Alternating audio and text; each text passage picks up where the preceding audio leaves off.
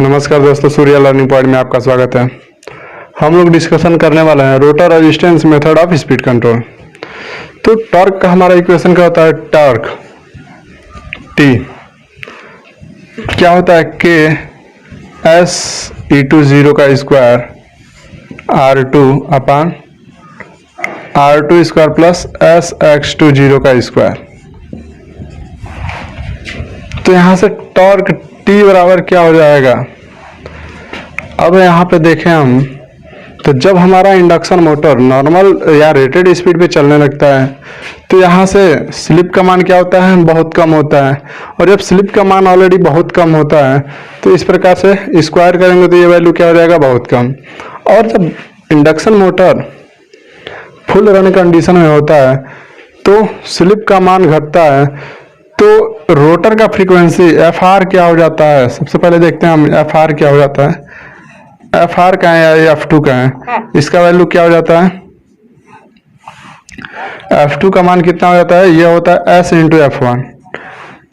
तो जब स्लिप का मान ऑलरेडी बहुत कम हो जाता है तो रोटर फ्रीक्वेंसी जो F2 होता है ये क्या हो जाता है? ये भी बहुत ही कम हो जाता है।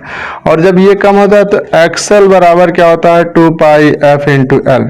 तो F घटने के कारण इसका मान भी अर्थात X2 जीरो का मान भी क्या होता है? बहुत ही कम हो जाता है। और जब स्क्वायर करेंगे X2 जीरो का तो वो और कम हो जाएगा। तो इस प्रकार से स्लिप का मान भी कम होता है और X2 जीरो का मान भी क्या हो जाता है? बहुत कम हो जाता है। तो इन दोनों का मल्टीपल भी कम नहीं होगा और जब स्क्वायर करेंगे तो और कम हो जाएगा। तो इस प्रकार से हम इसे क्या कर सकते हैं? छोड़ सकते हैं। तो यहाँ से टॉर्क क्या हो जाएगा? के एस ई टू जीरो का स्क्वायर आर टू अपान में क्या हो जाएगा? आर टू का स्क्वायर। तो ये कैंसिल हो जाएगा तो हमारा टॉर्क क्या हो जाएगा? टॉर्क क्या हो जाएगा? के एस ई टू जीरो का स्क्वायर अपान आर टू। यहाँ पे के क्या है? कांस्टेंट है, तो इसे छोड़ सकते हैं। तो यहाँ से टॉर्क क्या हो जाएगा? ये टॉर्क प्रोपोर्शनल क्या हो जाएगा? एस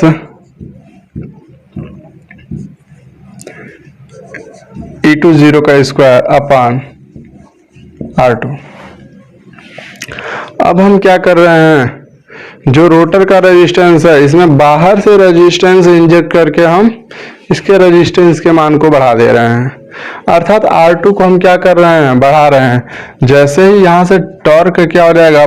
समानुपाती होगा किसके? 1 अपान R2 एंड टॉर्क समानुपाती किसके होगा? यस, एंड टॉर्क समानुपाती किसके होगा? ई टू जीरो का स्क्वायर।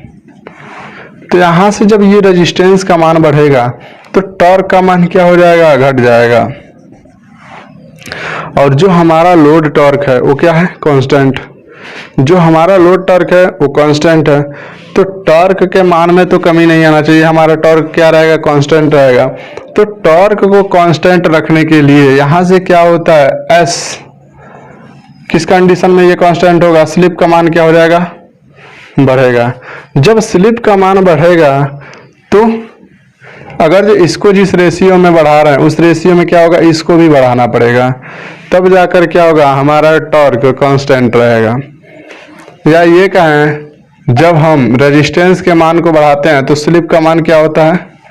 बढ़ता है। तो जब स्लिप का मान बढ़ता है तो उस प्रकार से क्या वहां पे क्या होगा? एन आर क्या होता है? एन आर बराबर होता है एन एस 1 माइनस एस।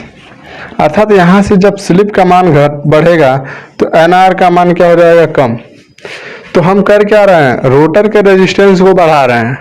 और जब रोटर के रेजिस्टेंस को बढ़ा रहे हैं तो टॉर्क को मेंटेन करने के लिए क्या हो रहा है? स्लिप कम हो जा रहा है।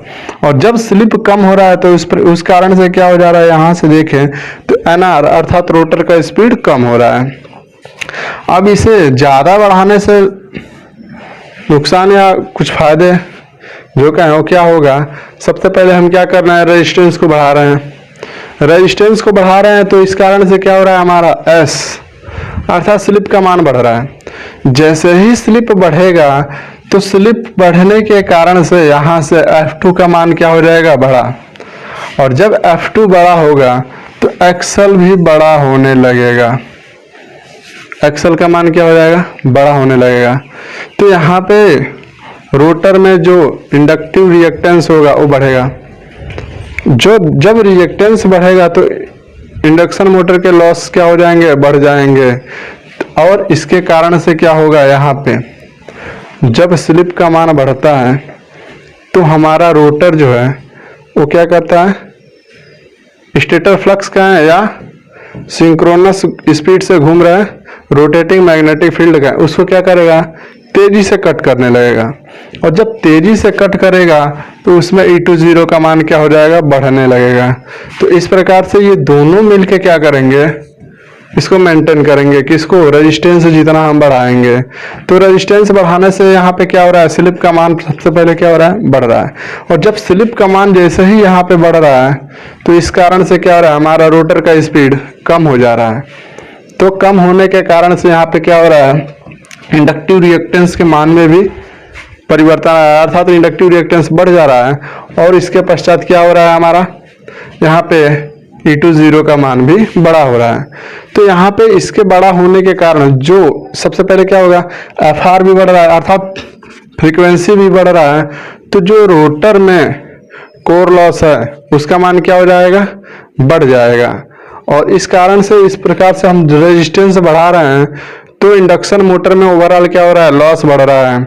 अगला क्या, जब हम रेजिस्टेंस को बढ़ाते हैं तो उसमें पावर लॉस, अर्थात जो उसके रोटर में करंट फ्लो होता है वो करंट कहाँ पे फ्लो होगा, एक्सटर्नल रेजिस्टेंस में भी फ्लो होगा।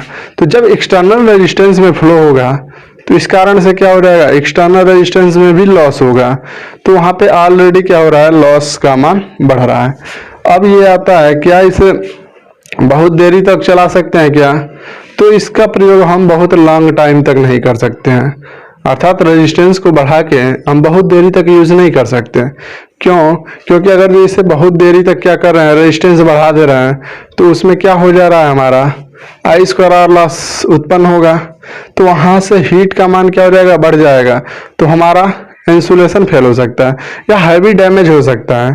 तो इस कारण से हम क्या कर सकते हैं, इसे बहुत लंबे टाइम तक या कॉन्टिन्यूअस प्रयोग नहीं कर सकते। अगला क्या, कि इसके प्रयोग के कारण क्या हो रहा है, कोर लॉस का मान भी बढ़ जा रहा है। इसके साथ साथ क्या, अगर जो हमारा बहुत बड़े साइज का इंडक्शन मोटर है तो उसमें क्या होगा, करंट का मान हैवी होगा। और जब करंट का मान हैवी होगा तो उसके लिए हमें जो रियोस्टेट लगाना है वो बहुत बड़े साइज का लगाना पड़ेगा। क्यों, जिसके कारण से वो क्या कर सके, हीट को ट्रांसफर कर सके और उससे कोई नुकसान ना हो या हैवी डैमेज ना हो। तो ये जो इंडक्शन मोटर है, इसे पहला नंबर क्या, इस प्रकार के स्पीड कंट्रोल के द्वारा हम बहुत लॉन्ग टाइम तक कंटिन्यूअस स्पीड कंट्रोल नहीं कर सकते हैं। दूसरा, इसके लिए बहुत बड़े साइज का रियोस्टेट लगाना पड़ेगा। और तीसरा, इसमें क्या, इसमें लॉसेस का मान क्या होता है, बहुत ज़्यादा बढ़ जाता है। इस प्रकार से हमारा ये इंडक्शन मोटर, एक और ये आ गया इसमें क्या, कि इस प्रकार के स्पीड कंट्रोल के द्वारा हम बेस स्पीड का या रेटेड स्पीड से कम स्पीड प्राप्त करने के लिए हम क्या करते हैं, rotor resistance method of speed control का प्रयोग करते हैं। अब इसका हम क्या देख लेते हैं, ग्राफ। यहाँ पे हमारा ये क्या है, ये टॉर्क है। टॉर्क हमारा कांस्टेंट है, ये हमारा NS स्पीड है। इधर टॉर्क का मान क्या हो रहा है, बढ़ रहा है।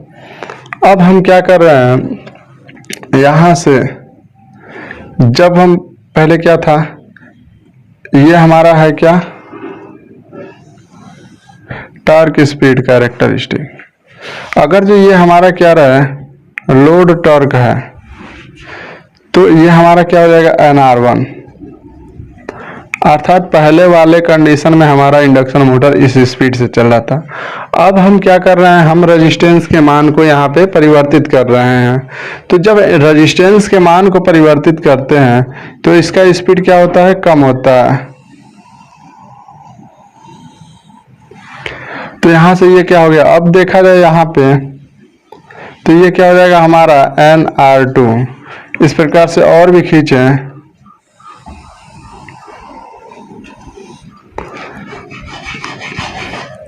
यहाँ पे NR3।